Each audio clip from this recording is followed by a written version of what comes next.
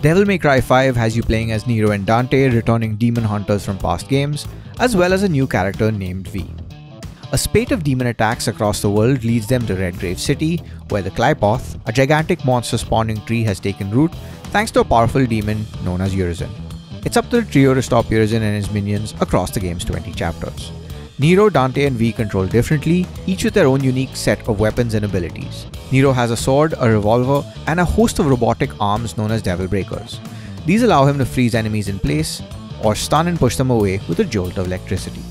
Dante has an assortment of swords, gauntlets, rocket launchers, pistols, shotguns, and even a motorcycle that splits into a pair of buzzsaws.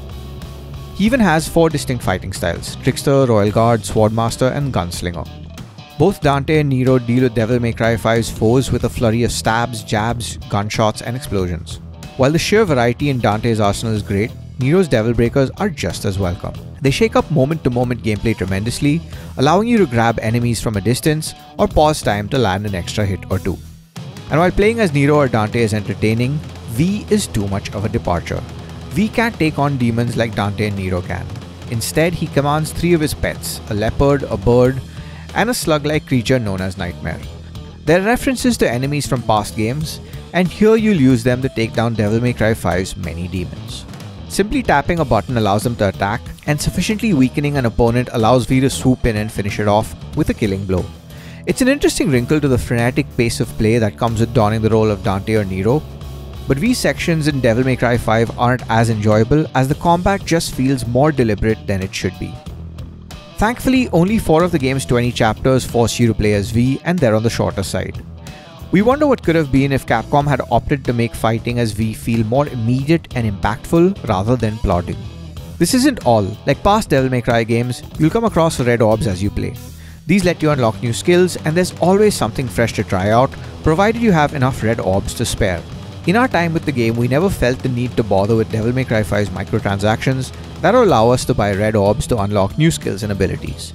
It was easy to earn them at a steady pace by simply playing through the game normally. Though it would be interesting to see if this is the case after the game has been out for a while, what with the likes of Call of Duty Black Ops 4 changing and introducing new monetization methods post-launch. In terms of story, Devil May Cry 5 is surprisingly uncomplicated. It focuses on over-the-top action, cheesy one-liners, and the odd dance sequence that will give Bollywood's finest a run for their money.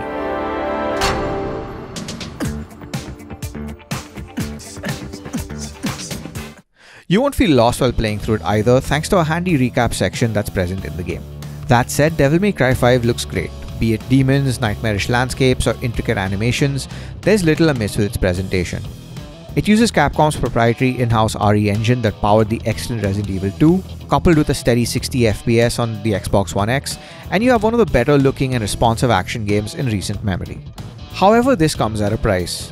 Devil May Cry 5 has a ton of loading screens. Thankfully, they're not as bad as Anthem or Sniper Ghost Warrior 3, but they're hard to miss. From customizing your character loadout to watching one of its many cutscenes that bookend each chapter, you'll be treated to loading screens aplenty. All in all, Devil May Cry 5 is a solid entry in a franchise we'd like to see more of. It looks good and for most part plays well. Although the new character V isn't as fun to play as Dante and Nero, there's more than enough to keep fans and newcomers interested. Thanks for watching this video, and for all things tech, stay tuned to Gadgets360.com.